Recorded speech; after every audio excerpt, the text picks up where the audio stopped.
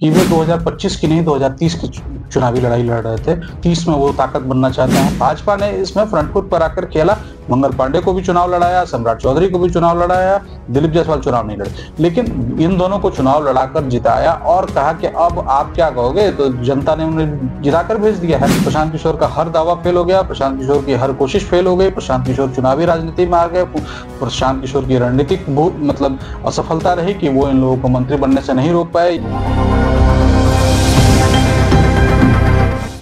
देखिए, मंत्रिमंडल का गठन हो रहा है और तमाम जो विधायक हैं वो मंत्री पद की शपथ ले रहे हैं, लेकिन सवाल ये उठता है कि जनस्वराज के परिनेता प्रशांत किशोर ने जिन विधायक, जिन मंत्रियों पर आरोप लगाए थे, सम्राट चौधरी हो, मंगल पांडे हो, अशोक चौधरी हो, दिलीप जायसवाल हो, इन तमाम लोगों के ऊपर जो है वो मंत्री पद की पुनः शपथ ले रहे हैं। और दिलीप जायसवाल पर तो हत्या का आरोप लगाया था, लेकिन ये भी प्रशांत किशोर ने कहा है कि अगर वो फिर से मंत्री पद की शपथ लेते हैं तो हम कोर्ट जाएंगे, क्योंकि प्रेस कॉन्फ्रेंस कर खुलासा करने के लिए उन्होंने नीतीश कुमार को मौका दिया था।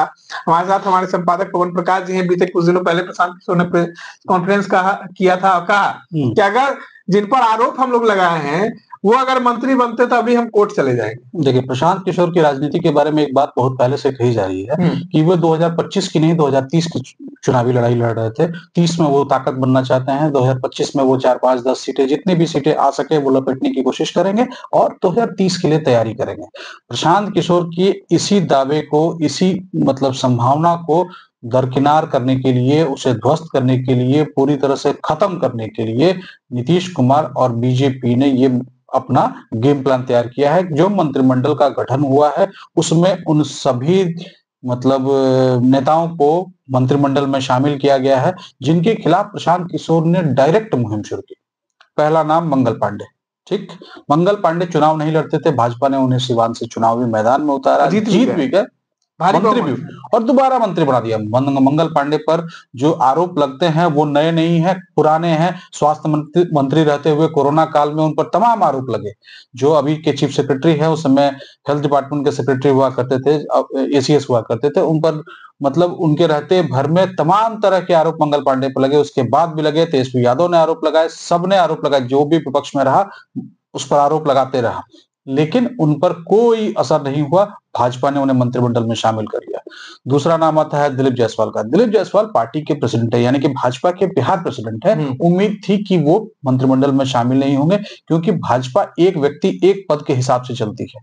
लेकिन भाजपा ने जब उन्हें मंत्री रहते हुए प्रदेश अध्यक्ष बनाया था, उसके बाद से लगा कि अब वो संगठन में काम करेंगे, लेकिन अब प्रदेश अध्यक्ष रहते हुए उन्हें मंत्रिमंडल में शामिल कर लिया। इसका मतलब प्रदेश अध्यक्ष छूटेगा, प्रदेश अध्यक्ष पर किसी और की नियुक्ति होगी। प्रदेश अध्यक्ष पर भाजपा आगे 2029-30 को ध्यान में 29 के चुनाव, लोकसभा चुनाव और 30 के विधानसभा चुनाव को ध्यान में रखते हुए आगे कोई रणनीति बनाएगी, आगे वैसे नेता को बनाएगी जो उस कदर उसको ड्राइव करेगा। ये कौन होगा अब आने वाले टाइम में पता चलेगा।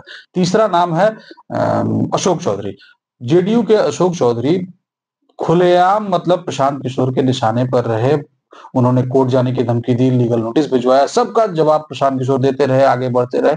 लेकिन नीतीश कुमार ने, और बीच में तो ये चर्चा भी आ रही थी कि नीतीश कुमार अशोक चौधरी से नाराज हैं, अशोक चौधरी की एंट्री मुख्यमंत्री आवास में बैन हो गई है, ये हो गया, वो हो गया, तमाम तरह की बातें, सब खत्म। अशोक चौधरी मंत्रिमंडल का चेहरा है। उन्होंने चुनाव नहीं लड़ना था, वो चुनाव नहीं लड़े हैं, वो एमएलसी है और फिर वो मंत्री बन गए। चौथा और सबसे बड़ा जो नाम है वो है सम्राट चौधरी का। सम्राट चौधरी को लेकर मीडिया की सुर्खियां बटोरने से लेकर रीलबाजी का पूरा जो एक मतलब मार्केट तैयार करने में प्रशांत किशोर ने बहुत हेल्प की। सभी चैनलों पर वो जाकर प्रशांत किशोर की डिग्री पूछते, प्रशांत किशोर को नीचा दिखाने की कोशिश करते कि वो कम पढ़े लिखे हैं, फर्जी पढ़े लिखे हैं, ये तमाम तरह की बात करते। लेकिन सम्राट चौधरी वापस डिप्टी सीएम बन गए। तो प्रशांत किशोर को दरकिनार करने की जितनी कोशिश भाजपा ने की, उतनी ही कोशिश जदयू ने की, और दोनों ने दिखा दिया कि आपकी राजनीति से बिहार को कोई मतलब नहीं है, जदयू को कोई मतलब नहीं है, भाजपा को कोई मतलब नहीं है। आप चिल्लाते रहें, हम अपने सिस्टम। कई लोग तो ये भी आरोप लगा रहे हैं ना कि प्रशांत किशोर इन लोग को लाइमलाइट में ला रहे थे। इन लोग पे आरोप जो पुराने लगे हुए थे उनको निकाल कर जो है प्रशांत किशोर के आरोपों की समीक्षा बहुत तरह से होगी। पहले ये लगा कि प्रशांत किशोर उन्हीं पर आरोप लगा रहे हैं जिन्हें चुनाव नहीं लड़ना है। जैसे दिलीप जायसवाल एमएलसी थे, मंगल पांडे एमएलसी थे, सम्राट चौधरी एमएलसी थे, इन्हें चुनाव नहीं लड़ना था इसलिए इन पर आरोप लगा रहे थे। अशोक चौधरी एमएलसी थे। लेकिन बाद में भाजपा ने गेम थोड़ा सा पलटा। ठीक है, एमएलसी हमारे ये जायसवाल को छोड़कर बाकी सबको मैदान में उतार दिया। जदयू ने अशोक चौधरी को नहीं उतारा, जदयू ने अशोक चौधरी को चुनावी हिसाब-किताब से दूर रखा, वो उनकी स्ट्रैटेजी थी। भाजपा ने इसमें फ्रंट फुट पर आकर खेला, मंगल पांडे को भी चुनाव लड़ाया, सम्राट चौधरी को भी चुनाव लड़ाया, दिलीप जायसवाल चुनाव नहीं लड़े। लेकिन इन दोनों को चुनाव लड़ाकर जिताया और कहा कि अब आप क्या कहोगे? तो जनता ने उन्हें जिताकर भेज दिया है। आपके आरोप लगाने के बाद आपने जो सबसे बड़ा आरोप उनके राजनीतिक जीवन काल का लगाया है, उसके बावजूद उसके तुरंत बाद चुनाव हुए, चुनाव में जीते, बड़े मार्जिन से जीते, 1-1 लाख से ज्यादा वोट मिले हैं इन दोनों को और वो फिर जीते हैं। तो प्रशांत किशोर के जो सवाल है उन पर जनता का थप्पड़ लगा, क्योंकि इन तमाम चीजों के बाद जनता ने जब उनको पूर्ण बहुमत समर्थन दिया है तो कहीं ना कहीं प्रशांत किशोर के तमाम दावे फेल हो गए। हाँ बिल्कुल, प्रशांत किशोर का हर दावा फेल हो गया, प्रशांत किशोर की हर कोशिश फेल हो गई, प्रशांत किशोर चुनावी राजनीति में आ गए, प्रशांत किशोर की रणनीतिक मतलब असफलता रही कि वो इन लोगों को मंत्री बनने से नहीं रोक पाए या भाजपा पर ये दबाव, नैतिक दबाव नहीं बना पाए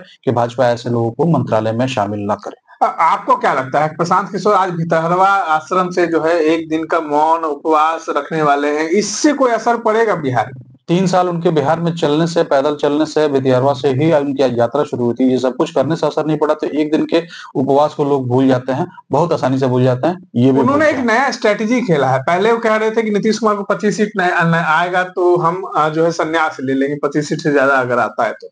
अब उन्होंने कहा है कि 2 लाख रुपया वो नहीं देंगे तो फिर आगे हम सोचेंगे संन्यास लेंगे। प्रशांत किशोर स्ट्रेटेजिस्ट ही हैं, ऐसे ही स्ट्रेटेजी बनाते हैं। स्ट्रेटेजी सफल होती है, असफल होती है तो बाद में पता चलेगा, लेकिन वो स्ट्रेटेजिस्ट ही हैं और स्ट्रेटेजी वो बना रहे हैं, आगे भी बनाते हैं। रणनीतिकार कितना उनका रणनीति सफल हुआ इस चुनाव में आप लोगों ने देखा, और जिन पर आरोप लगाए वो काफी भारी मात्रा में वोटों से जीते हैं और प्रशांत किशोर को करारा जवाब जो है बिहार की जनता ने दिया है। इस तरह के तमाम अपडेट्स के लिए बने रहे इनसाइड डायलॉग के साथ। धन्यवाद। कि वो 2025 की नहीं 2030 की चुनावी लड़ाई लड़ रहे थे, 30 में वो ताकत बनना चाहते हैं। भाजपा ने इसमें फ्रंट फुट पर आकर खेला, मंगल पांडे को भी चुनाव लड़ाया, सम्राट चौधरी को भी चुनाव लड़ाया, दिलीप जायसवाल चुनाव नहीं लड़े। लेकिन इन दोनों को चुनाव लड़ाकर जिताया और कहा कि अब आप क्या कहोगे? तो जनता ने उन्हें जिताकर भेज दिया है। प्रशांत किशोर का हर दावा फेल हो गया, प्रशांत किशोर की हर कोशिश फेल हो गई, प्रशांत किशोर चुनावी राजनीति में आ गए, प्रशांत किशोर की रणनीतिक मतलब असफलता रही कि वो इन लोगों को मंत्री बनने से नहीं रोक पाए कि वो 2025 की नहीं 2030 की चुनावी लड़ाई लड़ रहे थे, 30 में वो ताकत बनना चाहते हैं। भाजपा ने इसमें फ्रंट फुट पर आकर खेला, मंगल पांडे को भी चुनाव लड़ाया, सम्राट चौधरी को भी चुनाव लड़ाया, दिलीप जायसवाल चुनाव नहीं लड़े। लेकिन इन दोनों को चुनाव लड़ाकर जिताया और कहा कि अब आप क्या कहोगे? तो जनता ने उन्हें जिताकर भेज दिया है। प्रशांत किशोर का हर दावा फेल हो गया, प्रशांत किशोर की हर कोशिश फेल हो गई, प्रशांत किशोर चुनावी राजनीति में आ गए, प्रशांत किशोर की रणनीतिक मतलब असफलता रही कि वो इन लोगों को मंत्री बनने से नहीं रोक पाए।